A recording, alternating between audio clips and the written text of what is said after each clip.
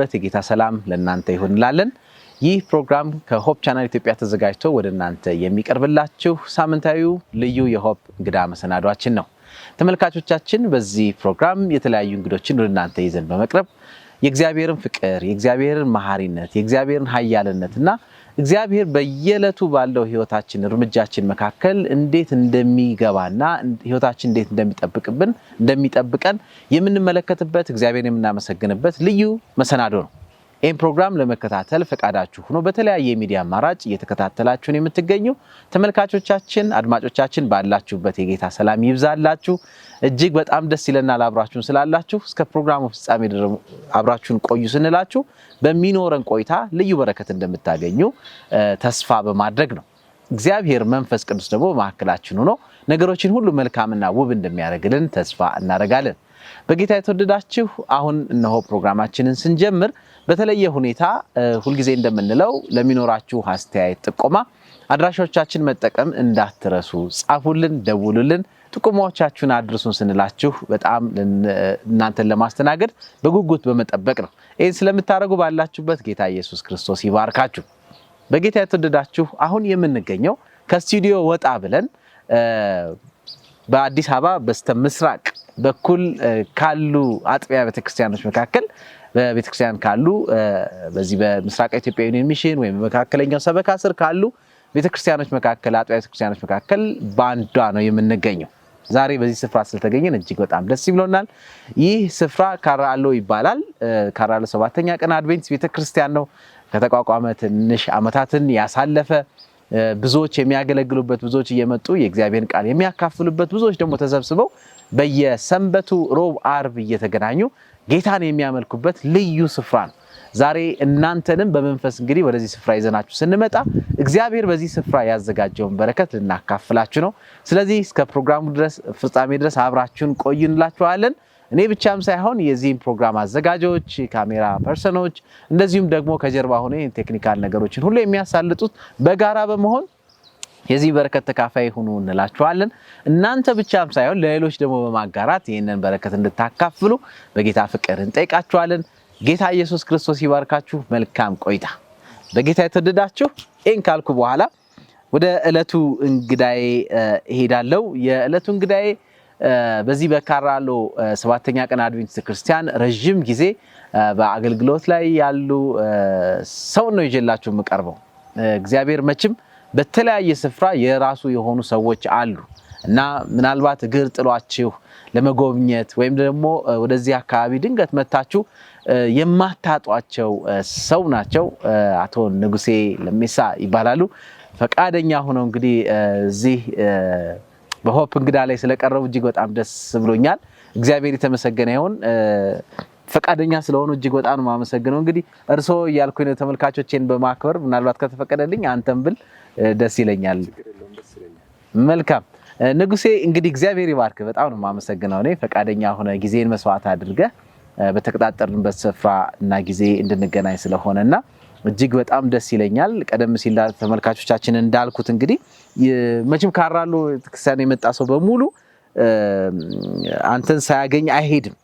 ሁልጊዜ በታማኝነት በዚህ ስፍራ በማገልገል ብዙ በረከቶችን እያካፈላችሁ ነው የምትገኙትና ዛሬ እኛም ተገኝተናል።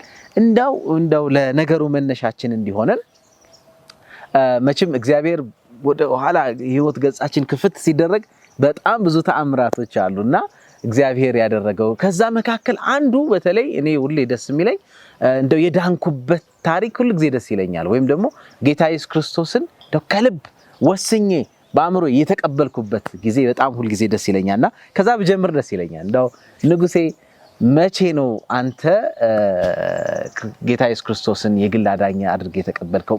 በምንስ አይነት ታሪክ ነው? እስቲ ወደ ኋላ ልመልስና ከዚህ እንጀምር። እኔ ወደ ክርስቶስ የመጣሁት ወይም ክርስቶስ የጠራኝና የሱ ልጅ እንዲሆን ምክንያት የሆነው የታናሽ ወንድሜ መንዴላ ለሜሳ ይባላል። በአምቦ ከተማ ውስጥ አስተማሪ ነው እና አንድ 1982 የታተመ መጽሐፍ ቅዱስ አንብብ ብሎ ሰጠኝ። እሷን እያነበብኩኝ ቸርች እንዲሄድ ደግሞ ውስጤ ተነሳሳ የነበረው በወቅቱ ቸርች ፍልውሃ ነው እና ፍልውሃን አመላከተኝ። ፍልውሃ ማለት እዚህ አዲስ አበባ ያለ 7ኛ ቀዳሚ ቤተክርስቲያን? አዎ ጋንዲ ፊት ለፊት ያለው ፍልውሃ። እዛ ለመሄድ ውስጥ የተነሳሳ ሲሄድ ቦታውን አላገኘው በአጋጣሚ። ከዛ ከአምቦ መተህ ነው? የለም ከወለጋ መጥቼ መጥቼ እዚህ አዲስ አበባ እየኖርኩ ይሄን መጽሐፍ አንብብ ብሎ በስጦታ መልክ ሰጠኝ። ያን መጽሐፍ እያነበብኩ ያለው ውስጤ ሰዎች ቸርች ይሄዳሉ፣ ቤተክርስቲያን ይሄዳሉ ሲባል እሰማለሁ። ምንድነው ቤተክርስቲያን ለምን ይከዳል? ውስጤ ይሄንን ነገር ጥያቄ ሲጠይቀኝ ለምን አልሄድም? የት ነው የሚኖረው ይሄ አድቬንቲስት ቸርች የሚባለው ብዬ ጠየቅኩት እና ፍልውሃ የሚባል አለ፣ ፍልውሃ ሄድ ተባልኩኝ። ከየት ነው መነሻዬ? ከዚህ ከጉርድ ሾላ ተነስቼ ወደዛ ነው የሚሄደው። 74 ቁጥር ነች። ያኔ ከመርካቶ ወደ ጉርድ ሾላ አልፋ ሚካኤል ቤተክርስቲያን ነው የምትዞረው። ያኔ አያት አልተፈጠረም። ከዛ 74 ቁጥር አውቶቡስ ተሳፍሬ ልክ ጋንዲ አካባቢ ወረድኩ። ሲወርድ ግራ ቀኝ አየው፣ ቸርች የሚባል ነገር አልታየኝም። ዞርኩ፣ ወደ ኢሚግሬሽንም ወጣው አጣው። ወደ መከላከያም ሄድኩ። ከዛ ስቴዲየም ዞርኩ፣ መስቀል አደባባይ ዞርኩ። ተመልሼ የሆነች ፍልውሃ ፊት ለፊት ያለች አንዲት እንጨት አለች። እሷ ስር ቁጭ ብዬ ሲጋራ እያጨስኩ ሰዎች ሲወጡ አየው። ከየት ነው የሚወጡት ብዬ ዞር ብዬ ስመለከት ከቸርች ነው፣ 7ኛ ቀን አድቬንቲስት ቸርች የሚል ታፔላ አየው።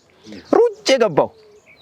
ዞሮ በስተመጨረሻ ነው ፕሮግራሙ እንዳለቀ ሰዎች ሲወጡ ገባው እና ማስታወቂያ ተናጋሪ ኮቶቤ ቸርች፣ ያኔ ኮቶቤ ደግሞ ከዛ ጀምሯል።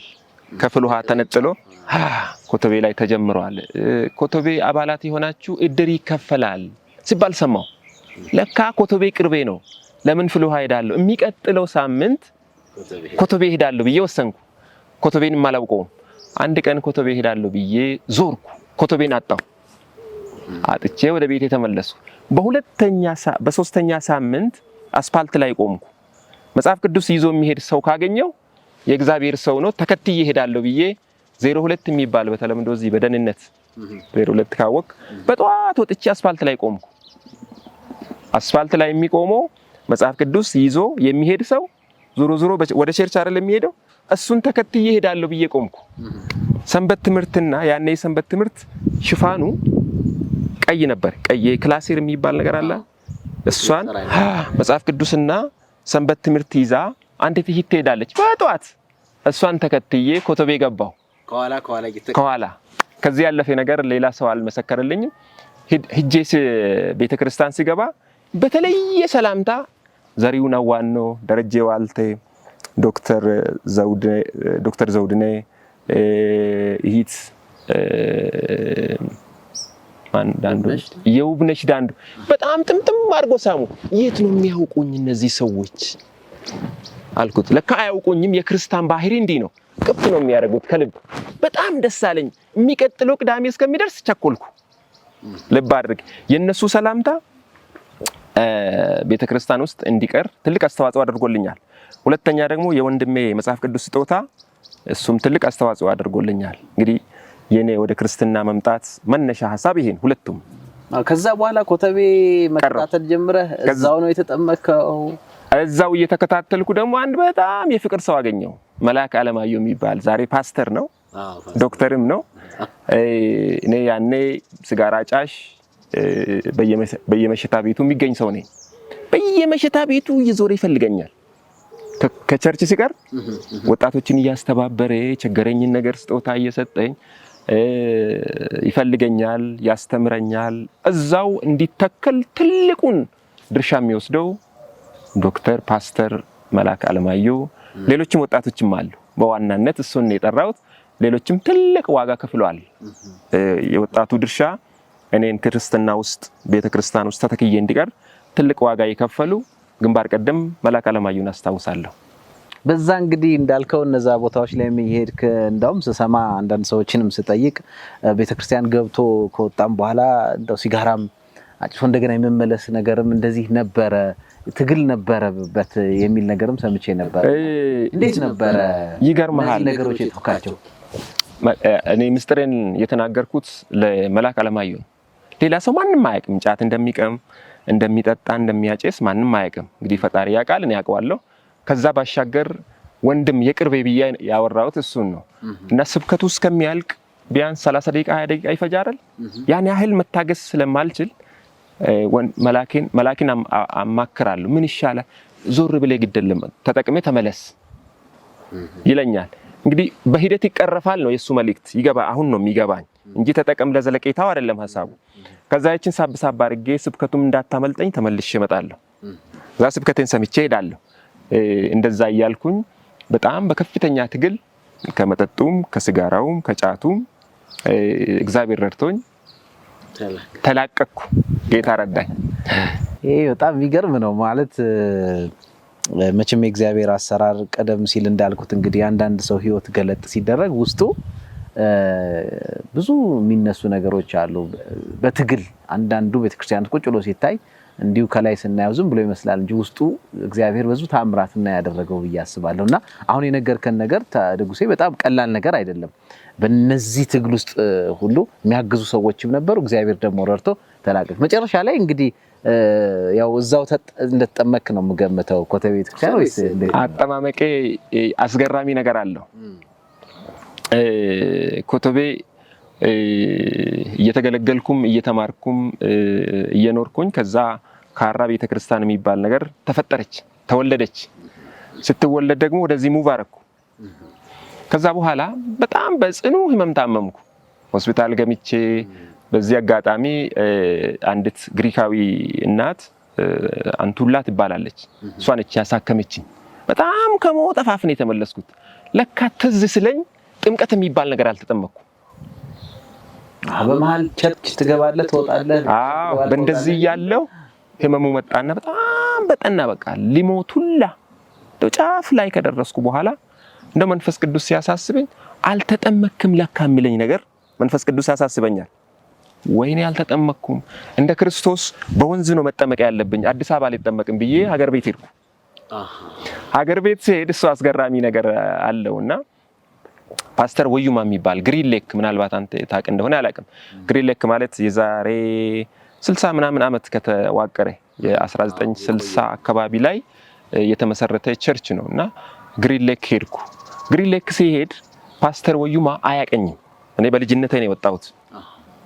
ልክ ቤቱን አንኳኳውና ልክ እንደሆነ ሰው አቤት ምን ልታዘዝ?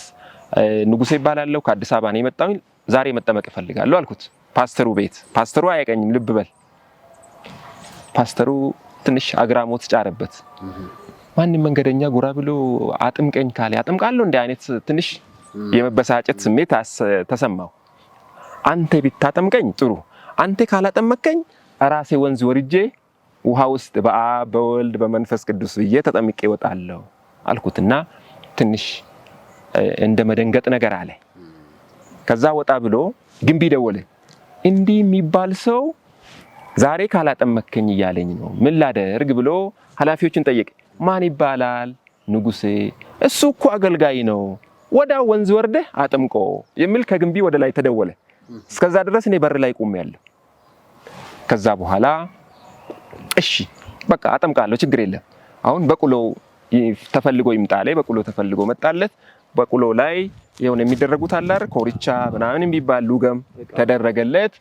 በቁሎው ላይ ተሳፍሮ ሽማግሌዎችን ፍለጋ በየማሳ ሄዳል። የቤተ ክርስቲያን ሽማግሌዎች አሉ አይደል? የቤተ ክርስቲያን ሽማግሌ አንዱ ማዶ ያርሳል፣ አንዱ ሌላ ጋር። አንድ 7 ሰዎች አገኘና ቤተ ክርስቲያን ጸልየን ወንዝ ወረድ። ለዚሁ ዓላማ የተዘጋጀ ትልቅ ወንዝ አለ። እዛ መጥመቂያ የሚጠቀሙበት አሁን ገድቦታል። ክረምትን በጋም ግድቡ አይናድም፣ ሁሌ ሙሉ ነው፣ ዝግጁ ነው። በየትኛውም ሰዓት ሰዎች ይጠመቃሉ። እዛ ነው መጠመቅ ያለብኝ ብዬ ሽማግሌዎቹ ፓስተሩም ይዞኝ ወረዱ። እዛ በዝማሬ በእልልታ እኔም ተጠምቄ ከጌታ የተወልጄ ዳግም በጣም በልዩ ደስታ ከወንዝ ወጣው። ደስ ይለኛል። በዚህ አጋጣሚ ፓስተሩንም ቤተክርስቲያን ሽማግሌዎችን ያገዙኝን እጅግ ላመሰግን እወዳለሁ። ትልቅ ነገር ነው ያደረጉ። እግዚአብሔር ይመስገን። ይሄ በጣም የሚገርም ነው። መቼም በጌታ እንደገና መወለድ እና የእግዚአብሔር ልጅነትን ማዕረግ ማግኘት ይሄ በህይወት እኔም የማረሳው ብዙ ክርስቲያኖች የማይረሱት ወቅት ነውና ያንተ ደግሞ ትንሽ ለየት አድርገዋል። ከዚህ ሄደ እንደው እዛ ወንዝ ነው እንደ ጌታ የምትጠመቀው ያልክበት ሁኔታ በጣም ደስ የሚል ነው። እግዚአብሔር ይመስገን። ስለዚህ በዚህ አይነት መልኩ ነው እንግዲህ የመጣው ማለት ነው። ከዛ ወደ ክርስቲያን መጣው። ክርስትና ውስጥ ትልቅ ቻሌንጆች አሉ። ይሁንም እንጂ ጌታዬ ተክሎኛል እስከዛሬ እንዳልነቃነቅ። ፍቅሩ ልዩ ነው፣ ወዳጅነቱ ልዩ ነው፣ እገዛው ልዩ ነው። ተሸክሞኛል፣ ዛሬ ድረስ አደርሶኛል። ዛሬም እየተሸከመኝ እያባበለኝ ያኖረኛል። ፍቅሩን እለት እለት እያየው ነው። እግዚአብሔር የተመሰገነ ይሁን። በጌታ የተወደዳችሁ ተመልካቾቻችን ካራሎ 7ኛ ቀን አድቬንት ቤተክርስቲያን ቅጥር ግቢ ላይ ነው የምንገኘው። እዚህ ደግሞ ካሉ አገልጋዮች ቤተክርስቲያን ሽማግሌዎች መካከል አንዱ ከሆነው ከንጉሴ ጋራ በጣም ልዩ ቆይታ እያደረግን ነው። መቼም ቀደም ሲል እንዳልኩት አንዳንድ ሰው ጠጋ ብሎ ሲያዩት ከኋላው እግዚአብሔር የሰራው በጣም ድንቅና ተአምር ነው ያለውና ንጉሴ እንዴት ወደ እዚህ አገልግሎት ወደ ቤተክርስቲያን እንዴት እንደመጣ እንዴት እንደተጠመቀ የነገረን ነገር በጣም የሚገርም ነው። እግዚአብሔር የተመሰገነ ይሁን። ይሄ ብቻም አይደለም፣ ሌሎችንም ነገሮች እናነሳለን። ስለዚህ አብራችሁን እስከ መጨረሻው ድረስ እንድትቆዩ በጌታ ፍቅር እንጠይቃችኋለን። እየተከታተላችሁ የምትገኙት ሆፕ እንግዳን ነው በሆፕ ቻናል ኢትዮጵያ። ጌታ ይባርካችሁ። እናንተ ብቻም ሳይሆን ሌሎች ደግሞ ይሄን እንድታጋሩ በዚህ አጋጣሚ እንጋብዛችኋለን። ንጉሴ ልመለስና አሁንም እንደገና ወደ ኋላ ልመልስ ማለት ያው መቼስ ይሄ መጀመሪያ ስለሆነ ያነሳሁት። ከዛ በኋላ ሌላው ደግሞ ምናልባት እንደው በዚህ በውትድርና ብዙ አሳልፈሃል እና እንደው መቼ ነው በምን አጋጣሚ ነው ወደ ውትድርና የገባው? ከዛ በኋላ አሁን ሳይህ ደግሞ ውትድርና ሙያ ላይ አይደለም ያለው ሌላ ሙያ ላይ ነውና መቼ ወጣህ? ውትድርና ሙያ ዝም ብሎ ተገብቶ የሚወጣበትም አይደለም። አንዳንድ ሰዎች በዛው እስከ መጨረሻው ነው የሚቀጥሉትና አንተ ግን አሁን ሌላ አቅጣጫ ላይ ነው ያለውና እስቲ ይሄንን ደግሞ አጫውተን። እዛ ላይ የምናነሳቸው ነገሮች ይኖራሉ። እግዚአብሔር መቼም ብዙ ነገር አድርጓል ብዬ አስባለሁ። እውነት ነው። እንደ ማንኛውም ኢትዮጵያዊ ወጣት ሀገር ዳር ድንበር ለማስከበር ለመጠበቅ እኔም እድሜ ሲደርስ ውትድርና የሚባል በቀድሞ ስርዓት በደርግ ዘመን በ1982 ዘመትኩ። ከ1982 መጨረሻ ላይ ደግሞ የነጻነት ታጋይ ከሚባሉት ስርዓቱን ለመጣል ከሚታገሉት ወገኖች ጋር ደግሞ ስርዓቱን ለመገርሰስ ታገልኩ። አጀማመሩ እንግዲህ እንደማንኛውም ወጣት ሲዘምት እኔም ዘመትኩኝ ነው 1982 ማለት ነው። እንደው አዘማመቱ ግን እንዲህ አሁን ቀለል አድርገን ያስቀመጥከው፣ ምክንያቱም በዛን ጊዜ ቀላል አልነበረም። 1982 ማለት እኮ በጣም ትንሽ አገሪቱ ላይ ጠንካራ እንቅስቃሴ የነበረበት ወጣቶችም በቀላሉ የሚዘምቱበትም አይደለም፣ በአስገዳጅ ነገሮችም ነበሩና እንደው ያንተ አዘማመት እንዴት ነበረ? የትስ ነው ሄድከው?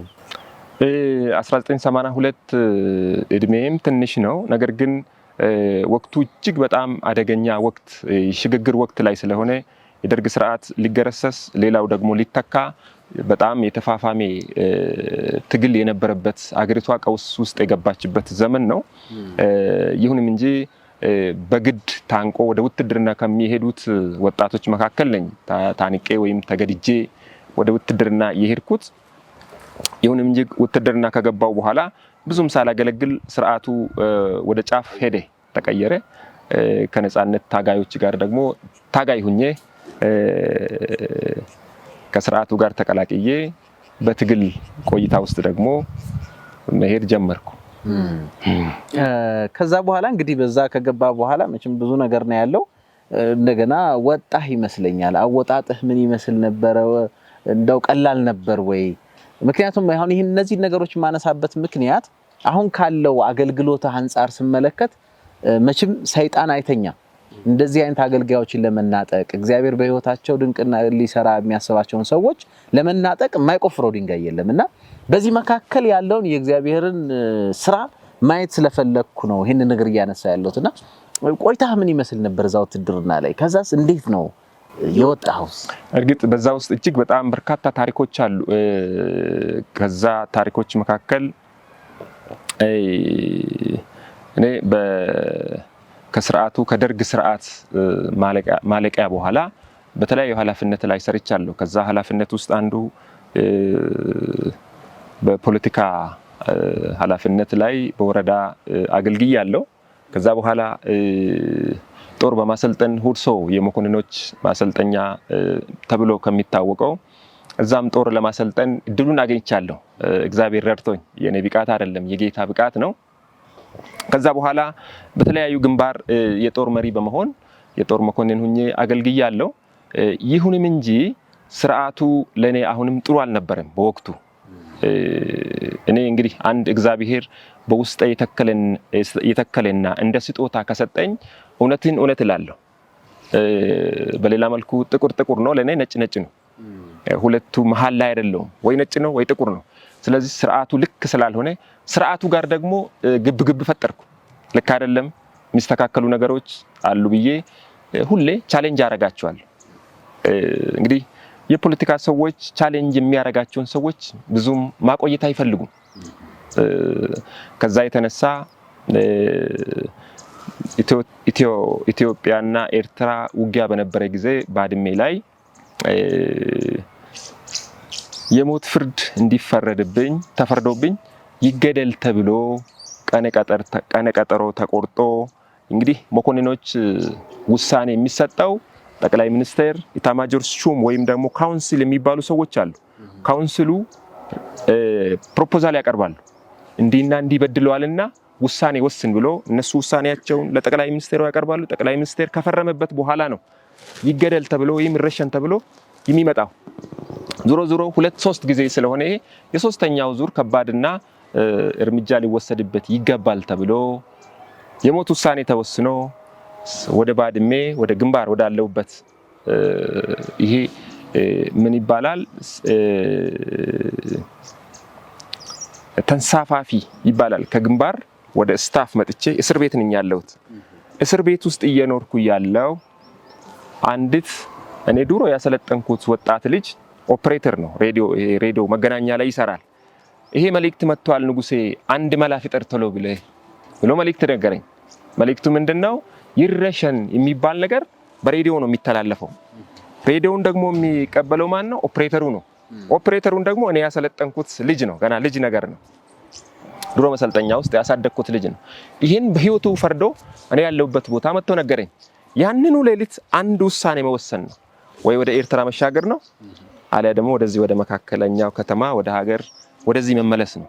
ያለኝ አማራጭ ወደፊት መሄድ አልችልም፣ ወደ ኤርትራ መሻገር አልችልም። እጅግ በጣም አደገኛ ነው ቀጠናው። ያለኝ አማራጭ ወደዚህ ወደ አዲስ አበባ መምጣት ነው። ሌሊቱን ከባድሜ ሽራሮ፣ ከሽራሮ ሽሬ፣ ከሽሬ መቀሌ ተጉዤ አደርኩ በአንድ ሌሊት። በነጋታው አውሮፕላን ተሳፍሬ አዲስ አበባ ደረስኩ። እዛ ጋር ጦር ተሰብስቦ ንጉሴን አምጡና ይረሸን ሲባል እኔ አዲስ አበባ ነኝ። ይሄ አስገራሚ እጅግ በጣም እግዚአብሔር ከእሳት ውስጥ እንዳወጣኝ እሳት ለዚህ ከዚህ እሳት ውስጥ ለመውጣት ትልቁን ሚና ትልቁን ምስጋና ላቀርብ የሚችለው አንዲት ያለማቋረጥ የምታለቅስ እናት አለች። እናቴ ሁሌ ትጸልያለች፣ የጸሎት ሰው ናትና እኔ ስገምተው የሷ ጸሎት ነው ከዚህ እሳት ውስጥ ያወጣኝ ብዬ ያስባል። እግዚአብሔር ይባርካቸው። ንጉሴ እንግዲህ ቅድም እንዳልኩ ነው። እኔ አሁን አንዳንድ ሰዎችን እንደዚህ ታሪካቸውን አምጥቼ እንደው እንዲያጫውቱን ስጠይቅ የማላልፈው ነገር የዚህም ፕሮግራም ዓላማ ዋናው እግዚአብሔር በህይወታችን የሰራውን ስራ አጉልቶ ማሳየት እና አንዳንዱ ነገር በጣም እጅን ባፍ የሚያስጭን ነገር ነው። አሁን እንዳልከው ከአንድም 2-3 ጊዜ እንደዚህ እርምጃ ይወሰድበት ተብሎ በነበረበት ሰዓት እግዚአብሔር ሰዎችንም መንገድ ይፈጥራል። ምክንያቱም እኔ አሁን የማየው ምንድነው ይሄን ካራሉ 7ኛ ቀን ቤተክርስቲያን ነው የማየው። በዚህ ውስጥ እግዚአብሔር ሊሰራው በህይወት ሊሰራ ያለ ነገር ስላለ ያን ድንቅና ተአምር በሰዎች አማካኝነት ተጠቅሞ ከዛ እሳት አወጣና ቀላል ነገር አይደለም ማለት አንደኛ ይሄንን መረጃ ማግኘት፣ ከዛ በኋላ ደግሞ የሄድክበትስ መንገድ ቀላል ነው ወይ? በግርህ ያቋረጥካቸው ነገሮች ብዙ ሴኩሪቲ ወይም እነዚህ የሚታለፉ ድልድዮች አሉ ማለፍ የማይቻል እነዛን ሁሉ እግዚአብሔር ያሳለፈበትን ነገር ነው አሁን እየነገርከኝ ያለውና ይሄ በጣም የሚገርም ነው። ከዛ በኋላ ሌላ ክትትል እንደው አልተደረገም አንተን የማግኘት ነገር? እውነት ነው። አንድ ላልፍ የማልፈልገው ነገር ከትግራይ ወደ አዲስ አበባ ለመጓዝ ስፈልግ በመኪና በተሽከርካሪ በሁሉ አድርጌ አዲስ አበባ እንዳልገባ በጣም ከባድ ነበር። ይሄ መንገዱ ተበላሽቷል። ይሄ ጦር ኮንቮይ ይጓዛሉ ቀለብ ጭሎ ይጓዛሉ። ታንክ ወደዛ ይሄዳል፣ ወደዚህ ይመለሳል። በዛ በጎንደር አድርጌ በዚህ አዲስ አበባ እንዳልገባ መንገዱ ከባድ ነው። ፍተሻ አለ። የት ትሄዳለህ ትባላለህ፣ ትጠየቃለህ። ማንም ዝር አይልም። ፕላስ ደግሞ መንገዱ ምቹ አልነበረም። ኦልሬዲ ተቆራርጦ ተበላሽቷል። በጣም ከባድ መኪኖች ወደ ግንባር ስለሚሄዱ ያለኝ አማራጭ አንድና አንድ በአውሮፕሌን መሄድ ነው። እዛ ጋር በጣም የገረመኝ ነገር የአውሮፕሌኑ ስራ አስኪያጅ የመቀሌው አውሮፕሌን ስራ አስኪያጅ እርሳቸው ጋር ሂጄ ከነሙሉ ትጥቄን የሄድኩት የመጀመሪያው ነገር ሰላምታን የሰጠኋቸው። ሰላምታ ሲሰጥ ትንሽ አክብሮት ነገርም አለና በአስቸኳይ አዲስ አበባ መሄድ ይፈልጋሉ አልኩት። ልብ አድርግ፣ ሰዎች ነጋዴዎች አሉ ከመቀሌ ወደዚህ የሚጓጓዙት በተሽከርካሪ ድሮ የሚጠቀሙት ኦልሬዲ ቀርቷል። እሱ በጎንደርም በወሎም መምጣት አይቻልም። የሚቻለው በአውሮፕሌን መምጣት ነው ወደ አዲስ አበባ። ስለዚህ ወረፋ ትይዛለህ። ሳምንት ቀድሞ ሰዎች ወረፋ ይዞ አሁን አንተን አይደርስህም። ከ2 ሳምንት በኋላ ነው ወረፋ የሚደርስህ። ካንተ ቀድሞ ሂሳብ ከፍሎ የተዘጋጁ ሰዎች አሉ አለኝ። 2 ሳምንት እዛ ቦታ መቆየት አልችልም እኔ። ልብ አድርግ፣ የህይወት ጉዳይ ነው። በዛች ሰዓት መልቀቅ ካልቻልኩ ከባድ ነው። ሰውየው ላይ አንድ ነገር ማድረግ ፈለኩ እና የሆነ ከበድ ያለ ነገርም ተናገርኩ። ሁለተኛ ነገር ደግሞ ለስራ ጉዳይም እንደሚፈልግ አሳሰብኩ። ከዛ ቅርንጫፍ ስራ አስኪያጅ የሚባል አለ፣ እርሳቸው ጋር ደወለ። ስራ አስኪያጁ ዋናው ስራ አስኪያጅ ልክ የቅርንጫፍ ስራ አስኪያጁም በተመሳሳይ ከ2 ሳምንት በኋላ ነው ይሄን መኮንን ሊደርሰው የሚችለው ሊበር የሚችለው። የለም ለጉዳይ ለስራ አስቸኳይ ይሄዳል። በምንም አይነት ከ2 ሳምንት በኋላ ነው እንጂ የሚደርሰው አልችልም። ሰዎች ደልድለናል፣ አሳውቀናል። እንዴት አድርጌ ነው ማንን ነው የሚቀንሰው አለ። ምክትል ማን ነው ቅርንጫፍ ስራ አስኪያጁ። ዋና ስራ አስኪያጁ ናግባ አለ። መኪና ውስጥ አስገባኝ። ኤርፖርት ወሰደኝ። ሰዎች ተሰልፈዋል። ወዴት ሊሄዱ? ወደ አዲስ አበባ ሊበሩ። አውሮፕሌን ተዘጋጅቷል። በር ተከፍቷል። የመጨረሻውን ሰው ጎትቶ አወጣ። እኔን ተካኝ። ያ እንግዲህ አሁን ይሄ ቀላል ጉዳይ አይደል። እዛ ግብ ነበር። ወረፋዬ ነው። እንዴት ታስወጣኛለህ? ተናነቁ። ፖሊስም መጣ። እግዚአብሔር ረድቶኝ ስራ አስኪያጁም ማገዘኝ፣ ፖሊሱም ማገዘኝ። ለሱ ቅድሚያ መሰጠት አለበት ተባለ። እንግዲህ ህይወቴ በጣም ከአደጋ ውስጥ ተነጥቄ ከእሳት እንዴት እንደተረፍኩ ፖሊሶች መጡ። ትልቅ ግብ ነው የተፈጠረ ኤርፖርት ላይ ትልቅ ግብ። ምክንያቱም እንዴት ይቀነሳሉ ጉዳይ አለኝ። ከዛ ደግሞ ወደ ውጪ ይበራለሁ። ያም ካንስል ይደረግብኛል። ትልቅ ቢዝነስ ጉዳይ ማንቀሳቀስ ሰው ነገሬ ሁላ ይበላሽብኛል አይነት ነው ሰውየው። ዞሮ እግዚአብሔር አምላክ ነፍሴን ከእሳት ነጥቆ ለማትረፍ ፖሊሱም ራራልኝ፣ ስራ አስኪያጁም ራራልኝ። ይሄ የሀገር መከላከያ ከእሳት ውስጥ የሚወጣ እንዴት ቅድሚያ ያሰጡ ድብድብ ሁላ ነበርና ፖሊሶች እነዛን ወደ እስር ቤት ወሰዱ። እኔን አውሮፕሌን ውስጥ አስገቡኝ። ከዛ ባህር ዳር ወረድኩ። ከባህር ዳር የ1 ሰዓት ከምናምን ጉዞ ነው አዲስ አበባ ገባው። ልክ አዲስ አበባ ኤርፖርት ስደርስ በልቤ ተደፋው መሬት ላይ። ይሄ ሙሉ ትጥቅ የታጠቀ ምን ነው? ሰው ሁላ ይገርማል፣ ግራ ቀኝ ያዩኛል። እኔ አዲስ አበባ በመድረሴ ብቻ የአየሩ ለውጥ እጅግ በጣም አስደሰተኝ። ከዛ በኋላ አንድ የሚጠብቀኝ አደገኛ ከላለች ከኤርፖርት መውጣት ነው። እቺ የምትወጣበት አለ አይደል? እሷን ከወጣው በጣም ትልቅ ደስታ ነው የሚሰማኝ። አለበለዚያ እዛ ላይ ይጠበቃለሁ አይነትም አደጋ አለ። ዞሮ እዛ ላይ የጠበቀኝ ሰው የለም። እግዚአብሔር ይመስገን። ከዛ ሾልኬ ወጣው። እግዚአብሔር ሾልኮ አስወጣኝ። ከዛ በኋላ አዲስ አበባ ውስጥ የተወሰነ ቆየው። ከአዲስ አበባ በኋላ ሌላ ፕሮፌሽን የሆነ ሙያ ስለሌለኝ ወደ ሀገር ቤት ሄድኩ። ወላጆቼ ጋር የተወሰነ ጊዜ ቆየው። የተወሰነ ጊዜ እንደቆየው በጥቆማ ሀገር ቤት እንዳለው መረጃ ደረሳቸው መሰለኝ። ወታደር በመኪና ተጭኖ ጠዋት ስነሳ ቤታችን በወታደር ተከቧል። ዞሮ እኔን ወሰዱኝ፣ እስር ቤት ከተቱኝ። ከገባው በኋላ እስር ቤት ውስጥ ራሴን ለማጥፋት ያላደረኩት ትግል የለም። በጣም በሚገርም ሁኔታ ይሄ አሁን ድኖ አይታይም እንጂ ራሴን ለማጥፋት እስከሚደማ ድረስ እስር ቤት ውስጥ የታሰርኩት ለብቻ ነው። ያው አክብሮትም አለ። ደና የተሻለ ተብሎ አንድ ክፍል ውስጥ ነው ያሰሩኝ። ወደ ግንባር ከተመለስኩ ኦሬዲ ይገሉኛሉ።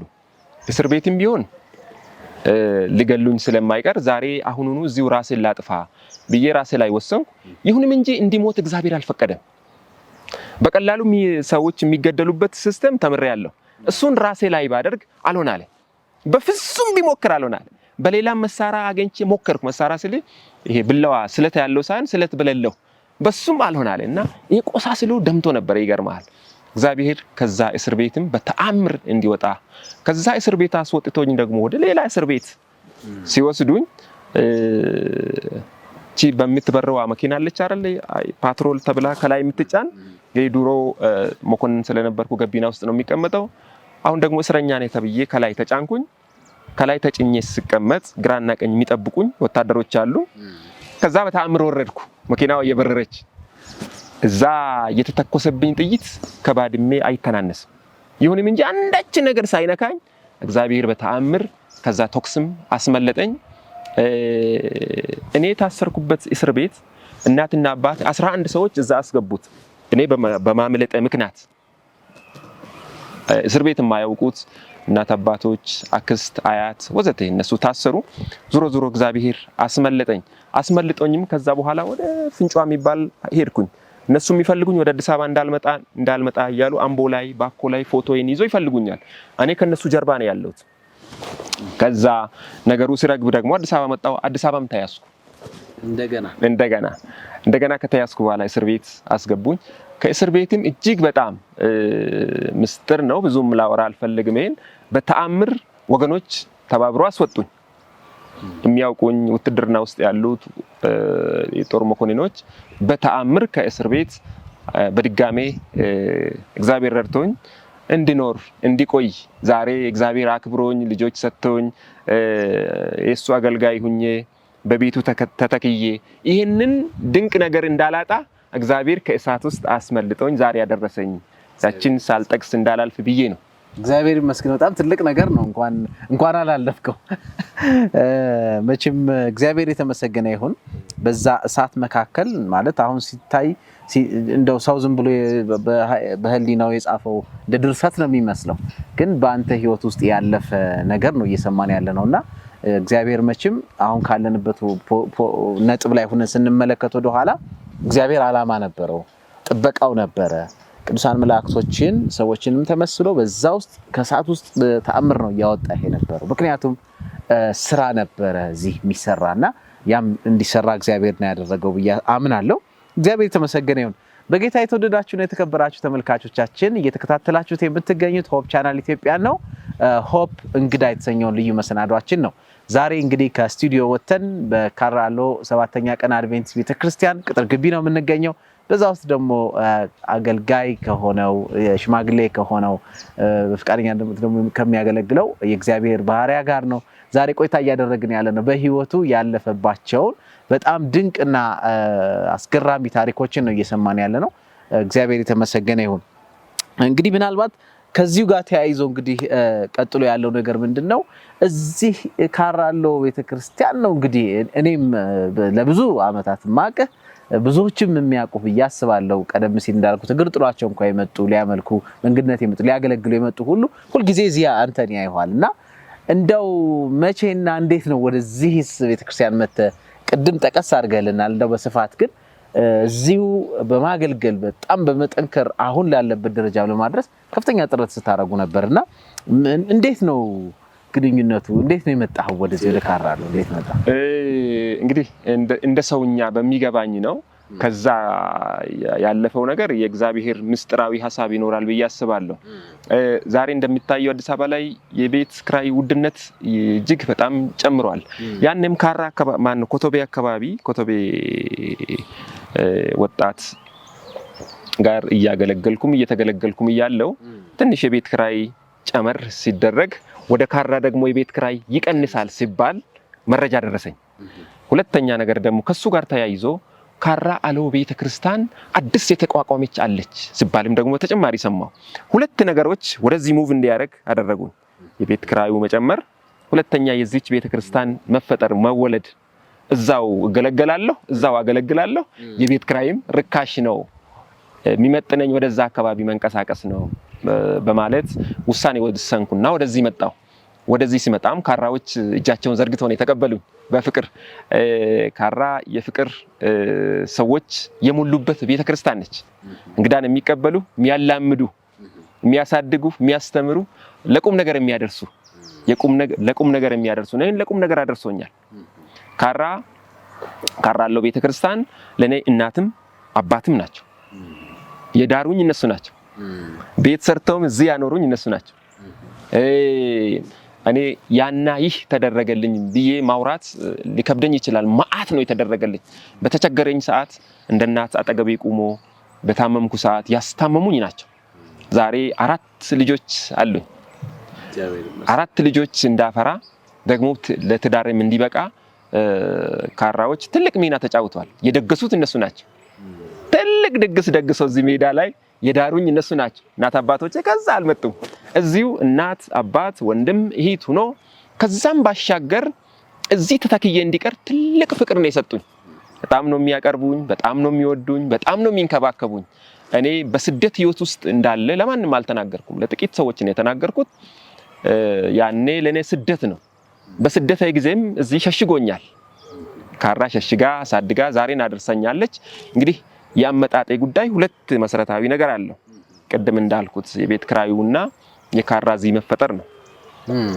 ይሄ ግን አሁን እንዳልከኝ በጣም የሚገርም ነው። እኛም እንግዲህ የምናውቀው እዚህ ነው ብዬ አስባለሁ።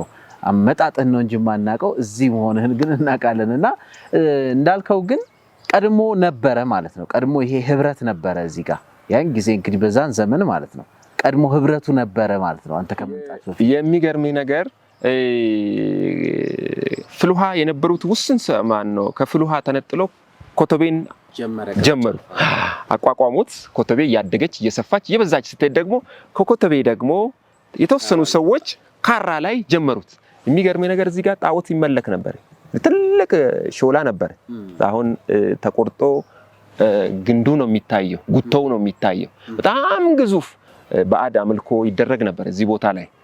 ይገርማል። ይሄ ካራ አሎ ቤተክርስቲያን እዚህ እናቋቁማለን ተብሎ ሐሳብ ሲነሳ ሐሳብ ካነሱት መካከል ላይ አቶ ጌታቸው ላቀው ነበር።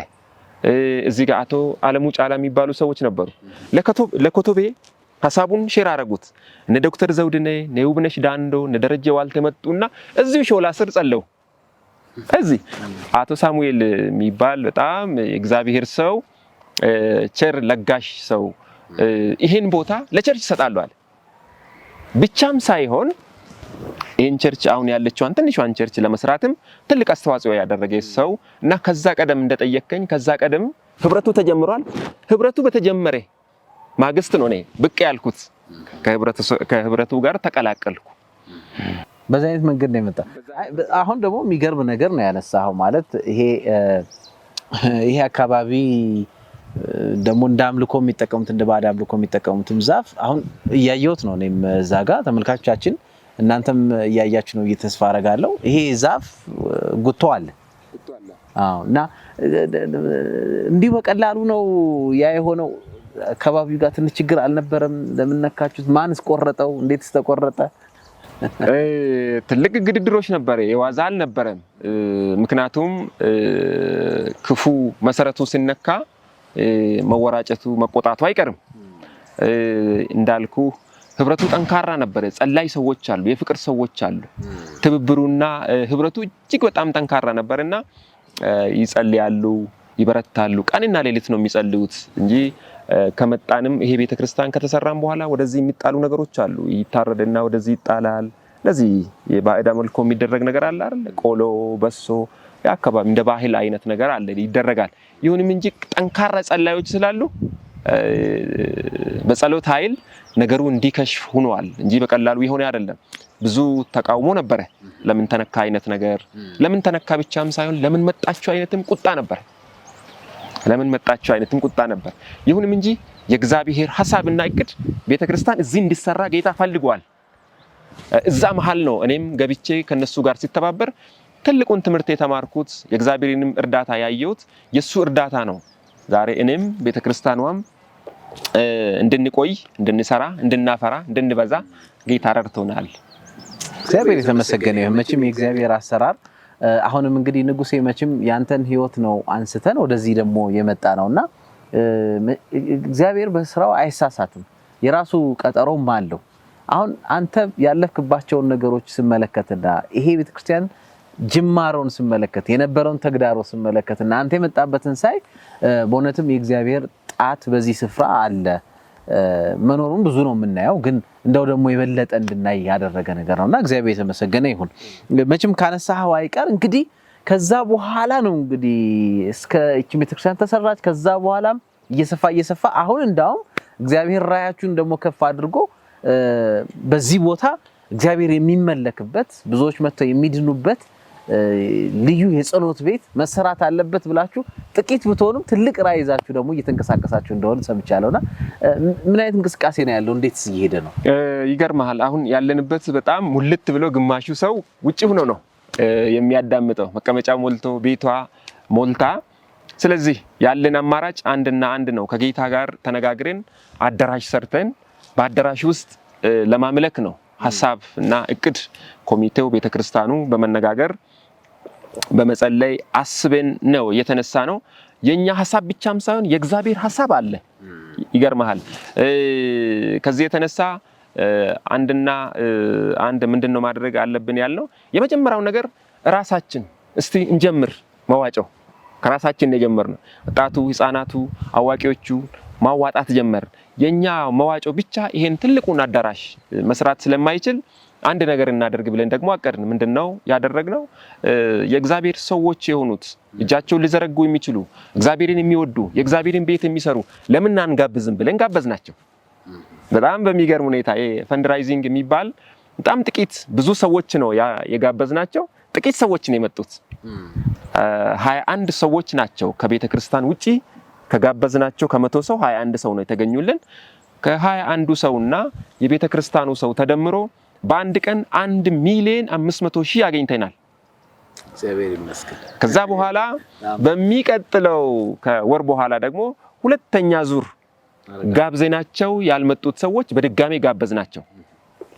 አሁንም ከጋበዝናቸው መካከል ላይ ጥቂት ሰዎች ናቸው የመጡት። 10 የማይሞሉ ሰዎች በሁለተኛ ዙር ገንዘብ ለማሰባሰብ እዚሁ ቦታ ላይ ድንኳን ተክለን አንዳንድ ዝግጅቶችን አድርገን 10 ከማይሞሉት ሰዎች ወደ 500 ምናምን ሺህ አገኘን። ሞስት አሁን ቃል የተገባና ወደ በአካውንታችን እየገባ ካለው ጋር ሲደመር ወደ 2 ሚሊዮን ከምናምን ቃል ተገብቷል። ከዛ መሃል ላይ ወደ 400,000 የሚያህሉ ወደ አካውንታችን ገብቷል። አሁንም እየገባ ነው እና እሱን ሰብስበን አሁንም ቢሆን ቤታችን በጣም ጠባብ ነች። ሰው ሙሉ ሞልቷል። እግዚአብሔር ደግሞ አስፉ እያለ ነው። የእግዚአብሔር ሰዎች ነው የጸሎት ቤት የሚሰሩት። ፍቃደኛ የሆኑ ሀብት ያላቸው፣ ዕውቀት ያላቸው፣ ጉልበት ያላቸው፣ ሙያ ያላቸው ሰዎች መጥቶ እንዲሰሩ ዛሬም እየጋበዝናቸው የእግዚአብሔርን ስራ ከእግዚአብሔር ጋር መስራት ለእግዚአብሔር መስጠት መባረክ ነውና ሰዎች ዛሬም እንዲመጡ ከኛ ጋር እንዲሰሩ ሀብታቸውን እንዲያመጡ በዚህ ባለቀ ዘመን ከጌታ ጋር መሆን የጌታን ስራ መስራት እጅግ ከምንም በላይ ትልቅ ስራ ነው እላለሁ። እግዚአብሔር ይባርክህ ንጉሴ፣ በጣም ትልቅ ነገር ነው የተናገርከው።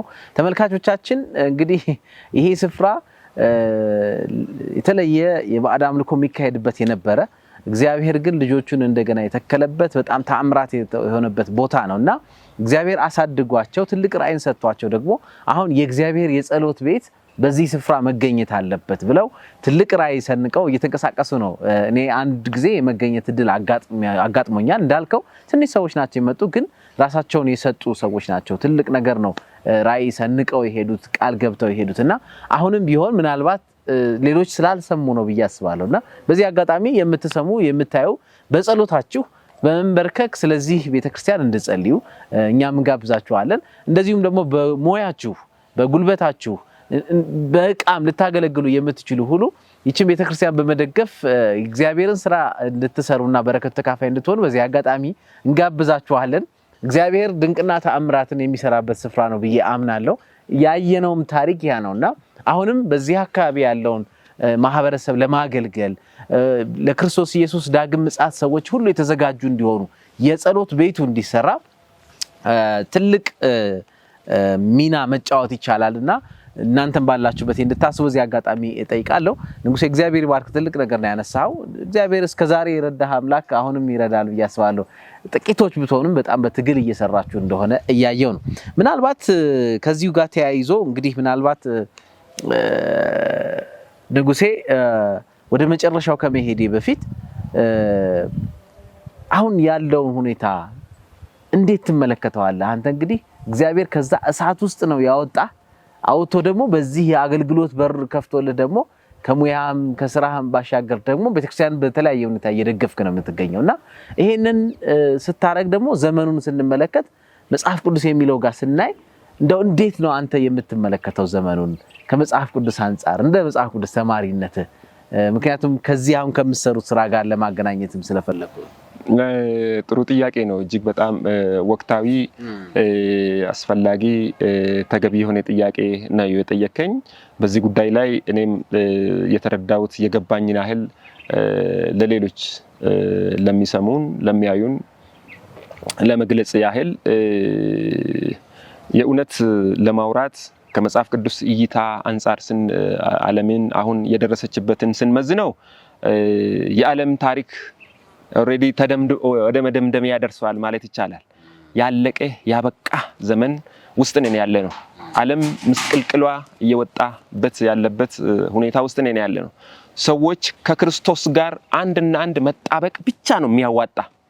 ለሚሰሙን ሰዎች ከልብ የምናገረው ነገር ከክርስቶስ ጋር መጣበቅ የመጨረሻው መፍትሄ እሱ ብቻ ነው። ሰዎች መጸለይ ያለባቸው ሌላውን ነገር መዘንጋት ነው። ዓለም ሞላ ጎደለ የሚባለው ነገር የሚያዘናጋ ነገር፣ ሰዎች ቅዱሳን እንዳይዘናጉ ወደ ክርስቶስ መምጣት የሚገባቸው ሰዎች ወደ ክርስቶስ እንዲመጡ፣ አለበለዚያ እሳት ላይ እንደምንመለከተው እሳት እየነደደ ነው። እሳት ሰው እንደ ቅጠል እየረገፈ ነው። እልቂቱ እጅግ በጣም ሰፍቷል። ኑሮ እጅግ በተወደደበት ዘመን ክርስቶስ ሊመጣ ሊቀበለን ቅዱሳንን ወደ ሰማይ ወስዶ ሊያኖረን ጫፍ ላይ የደረሰበት ነው። ስለዚህ ሕይወታችን ልናስመልጥ የምንችለው ከክርስቶስ ጋር ስንጣበቅ ብቻ ነው። መጽሐፍ ቅዱስን ስናጠና ዕለት ዕለት ስንጸልይ በጸሎት ትጉዎች ስንሆን ነው ይሄን ዓለም ማሸነፍ የምንችለው። ማይጸልይ ማይበረታ ሰው ዞሮ ዞሮ ይማረካል፣ ይጠፋል። የዘላለምን ሕይወት እንዳናጣ ተክተን ልንጸልይ ይገባል። ተክተን ያ የፍቅር አምላክን ልንወደው፣ ልናገለግለው፣ ልናመሰግነው ይገባል እና ሰዎች በፍጹም እንዳንዘናጋ የሚል የጠበቀ መልእክትን ላስተላልፍ ፈልጋለሁ። ለትልቅ ለሕፃን፣ ለጥቁር፣ ለነጭ የለም። ሰው ልጅን እግዚአብሔር በትልቅ ፍቅሩ ወዶናል። የዘላለምን ሕይወት ደግሞ አዘጋጅቶልናል። የዘላለምን ሕይወት ለመውረስ ደግሞ ይህን መከራ ዘመን ልናልፍ የምንችለው አንድና አንድ በጸሎት ብቻ ነው። ልንጸልይ ይገባል። ያላመነ ክርስቶስን እንዲያምን ያስፈልጋል። ዘመኑ ያለቀ ዘመን ላይ ነን ያለው። ያመናችሁ ቅዱሳን ደግሞ ትጉና ጸልዩ ብለዋል ጌታ። በመትጋት ነው ይሄን መከራ ማለፍ የምንችለው። የተጋ ሰው ነው ሊሻገር የሚችል፣ አለበለዚያ ሊበላም ሊወሰድም አለና። ስለዚህ እባካችሁ ቅዱሳን ሳትዘናጉ በትጋት ጸልዩ፣ በትጋት ቃሉን አንብቡ፣ ከክርስቶስ ጋር ተጣበቁ። የሚያዋጣን አንድና አንድ ምርጫችን ይህ ብቻ ሊሆን ይገባል። ከዚህ ሌላ ምርጫ የለንም። ሁለተኛ ምርጫ የለም። ጌታ ኢየሱስ መጥቶ ሊወስደን ደጅ ላይ ነው፣ በር ላይ ነው፣ እያንኳኳ ነው። ትጉና ጸልዩ ብሎናል። ተግተን ልንጸልይ ይገባል። የተጋ ሰው ያመልጣል፣ ያልተጋ ሰው ደግሞ ይበላል። አንድ አባባል በዚህ አጋጣሚ ጠቀስ ባደርግ ደስ ይለኛል። ስለ 3 እንስሳዎች ታሪክ ላነሳ ወዳለሁ። አንደኛው እንስሳ አሳማ ነው። ሌላኛው እንስሳ ደግሞ ነብር ነው። ሌላኛው ደግሞ ጥንቸል ወይም ደግሞ ሚዳቆ የምትባል ደካማ እንስሳ አለች። ሚዳቆ እንዲህ ብላ ትጸልያለች፣ እንዳልበላ ጌታ ሆይ ጠብቀኝ። ሁሌ ጸሎቷ እንዳልበላ፣ ያ ክፉ አውሬ ጉልበተኛው እንዳይበላኝ እባክህን ጠብቀኝ። የእሷ ጸሎት ሁሌ ይሄ ነው፣ አታቋርጥም። ደግሞ ይገርማቸዋል፣ ያለ ማቋረጥ ትጸልያለች። ለካ ጌታ ሰምቷል። ወደሚጸልዩት ጆሮውን ያዘንብላል። ለካ ጌታ ያዳምጣል። ሌላኛው ደግሞ ነብር ነው። ነብር እንደምታውቁት ፈጣን ነው። ፈጣን ክፉ አውሬም ነው። ከዛ ነብሩ ደግሞ እባክህን ጌታ ሆይ ርቦኛል አብላኝ። ሁሌ ይሄን ይጸልያል፣ እባክህ አብላኝ ርቦኛል። አሳማ የሚባል እንስሳ ብዙዎቻችን እናውቃለን። አሳማ ከነስሙ አሳማ ነው። ሁሌ ይተኛል። ጸሎትም አያውቅም። ለሆዱ ብቻ ነው የሚያስበው እና በልቶ ካገበሰበሰ በኋላ ተኛ። ለጥ ብሎ ተኛ። እሱ ቤት ምን የለም? ትጋትና ጸሎት የለም። ለሆዱ ብቻ ነው የሚያስበው። ከሞላ በኋላ ተኛ። ሁለቱ ነብርና ሚዳቆ እንግዲህ የራሳቸውን ጸሎት አድርሶታል። የሁለቱንም ጸሎት ሰምተዋል ጌታ። አንዱን አብላኝ ብሏል ነብሩ፣ ሰምተዋል። አስመልጠኝ ብላለች ሚዳቋ፣ እሷንም ሰምተዋል ጌታ። ከዛ ነብሩ ምን ማድረግ ጀመረ? ከጸለየ በኋላ ወጣ ወደ ጫካ፣ ወደ ዱር። ማደን ግዴታው ነውና አድኖ ነው የሚበላ። ከወጣ በኋላ በርቀት ሚዳቆን አየ። ዋው የምትበላ ተገኘች አለና የነብር አካሄድ መቼም ታውቁታላችሁ። ቀስ እያለ ነው። ኮሽ አያረግም። ነብር ሲሄድ ኮሽ አያረግም የሚፈልገውን ለመያዝ። ከዛ በኋላ ሚዳቆ ዞር ስትል ነብሩ ሊይዛት እየጋለበ ነው። ያላት አማራጭ ጸሎትን እንዳትዘነጋ እባክህን ጌታ ሆይ አስመልጠኝ ብያለሁ፣ አስመልጠኝ እያለች ትሮጣለች። ነብሩ ደግሞ ከኋላ እባክህን ጸሎትን እንዳትረሳ አብላኝ ብያለሁ፣ አብላኝ እያለ ሲሮጡ ነብሩ ሲከተል ሚዳቋ ስትሮጥ፣ ነብሩ ሲከተል ሚዳቆ ስትሮጥ፣ መጨረሻ ላይ ሚዳቆ የት ደረሰች? የሚተኛ አሳማ ጋር ደረሰች። አሳማዋ ላይ ዘላ ስትሄድ ምንድነው ደግሞ ከእንቅልፍ የቀሰቀሰኝ ብሎ ዞር ስል ነብሮ ማንን ያዘ? አሳማ የማይጸልየውን ይዞ እንከት አድርጎ በላ። ጌታዬ ሆይ አብላኝ ብያለሁ፣ አበላኸኝ፣ ምግብ ሰጠኝ፣ አመሰግናለሁ። ከዛ ሚዳቋ ደግሞ የሆነ ዱር ውስጥ ገብታ ከዛ አስመልጠኝ አልኩ፣ አስመለጥከኝ፣ ጌታ ሆይ አመሰግናለሁ ብላ ፈጣሪዋን አመሰገነች። ዛሬ አስመልጠን ልንል ይገባል። አስመልጠኝ አደራ ያለ ሰው ያመልጣል። ያልጸለየ ሰው ይበላል እንደ አሳማ። ይሄ እንደው ከልብ እንድትሰሙ አደራ እላለሁ። እንደ አሳማ እንዳንበላ በዚህ ክፉ ዘመን ልናመልጥ ይገባል። ቅዱሳን አምልጡ። እኔ መልእክቴ ነው። ንጉሴ በጣም ነው የማመሰግነው። እግዚአብሔር ይባርክህ። በጣም ቁም ነገር ያለበት ተምሳሌታዊ ታሪክ ነው የነገርከን። በጣም ለኛ ቁም ነገር ያለበት በጣም ትልቁ ነገር። ልንጸልይ ልንተጋ ይገባል። ዘመኑ ክፉ ነው። በዚህ ሰዓት ሁሉንም ነገር ከጌታ ጋር ማሳለፍ ይጠበቅብናል። ይህንን ጥያቄም ያለ ምክንያት አይደለም ያነሳሁት። ምክንያቱም ዘመኑ ወደ ፍጻሜ ስለመጣ ያለን ሌላው ነገር ሁሉ አላፊ ነው። እናንተ በዚህ ስፍራ ያላችሁት ከመትጋታችሁ የተነሳ ያላችሁ ሁሉ እየወረወራችሁ ነው የጌታ ስራ እንዲሰራ እየተጋችሁ ነው ያላችሁትና በዚህ አጋጣሚ የሚመለከቱ ሁሉ ደግሞ ይሄንን እንዲያስተውሉ እግዚአብሔር ማስተዋልና ጥበብን ይስጠን። ተመልካቾቻችን መልካም ቆይታ እንዳደረግን ተስፋ አድርጋለሁ። ብዙ ቁም ነገር እንዳገኛችሁ ተስፋ አድርጋለሁ። እንግዲህ በሰማነው ልክ መኖር እንድንችል ጌታ ጸጋውን ያብዛልን። ልንጸልይ ልንተጋ ይገባል።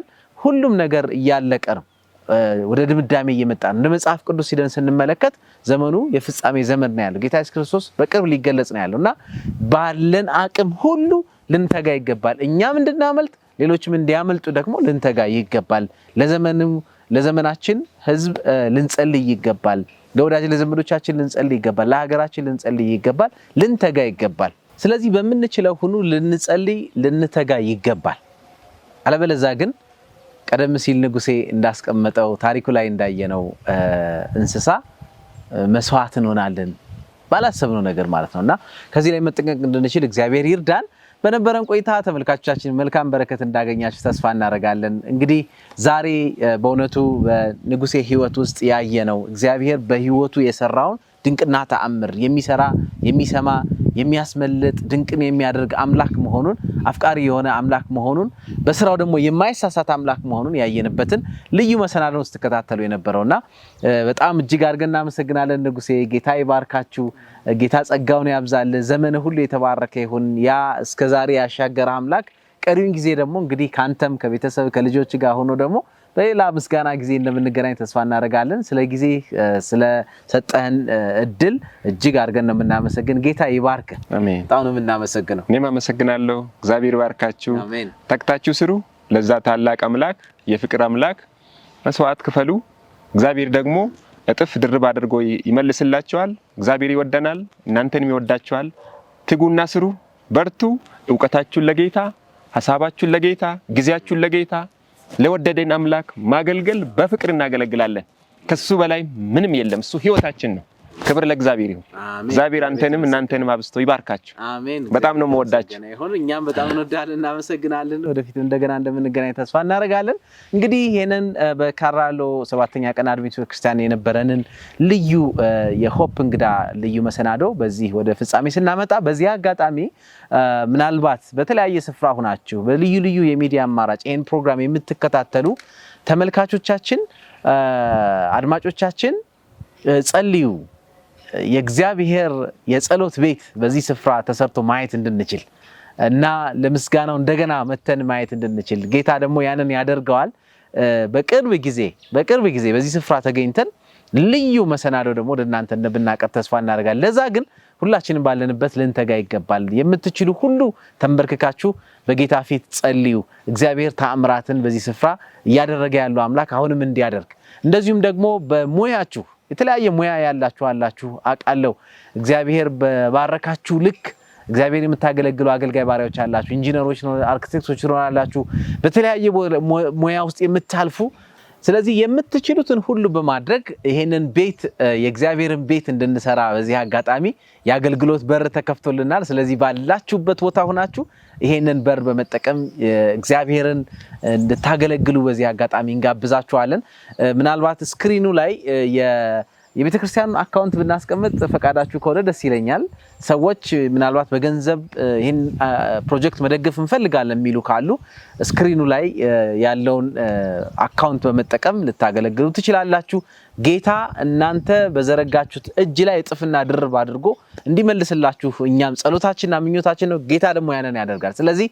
አካውንቱን በመጠቀም ልታስገቡ ትችላላችሁ ልትረዱ ትችላላችሁ የምትችሉ ደግሞ ኑና በዚህ ስፍራ የእግዚአብሔርን ተአምራት ተመልከቱ ቀደም ሲል እንዳል እንግዲህ ጉቶ በዚህ ስፍራ አለ እግዚአብሔር ቤት ግን እዚህ ስፍራ ይሰራልና ተንበርክካችሁ እግዚአብሔርን በማመስገን ይህ ስፍራ የብዙዎች በረከት የሚያገኙበት ሸለፍታቸው የሚቆርጥበት ከጌታ ጋር ተገናኝተው እንደ አዲስ የሚወለዱበት ስፍራ እንዲሆን የምትችሉትን ሁሉ ለማድረግ የምትችሉ ሁሉ ወደዚህ ስፍራ መታችሁ እንድትጎበኙት በዚህ አጋጣሚ እንጋብዛችኋለን ይሄንን ያረጋችሁ ደግሞ እግዚአብሔር ይባርካችሁ እንግዲህ ፕሮግራማችን በዚህ ወደ ማጠናቀቂያው ስናመጣ በዚህ በመገኘት ይሄንን ካሜራ በመቅረጽ ቴክኒካል ነገሮችን በማሳለጥ ያገለግሉትን አገልጋይ ባሪያዎችን እግዚአብሔር ይባርካችሁ ማለት ፈልጋለሁ እንደዚሁም ደግሞ ፈቃደኛ ሆኖ የመጣውን ንጉሴንም እግዚአብሔር ይባርክ ተመልካቾቻችን እናንተም ባላችሁበት ሆናችሁ ጊዜያችሁን መስዋዕት አድርጋችሁ ጆሮአችሁን አውሳችሁን አይናችሁን ሰጣችሁን እየተመለከታችሁ እግዚአብሔር ያመሰግናችሁ የነበራችሁ ሁላችሁም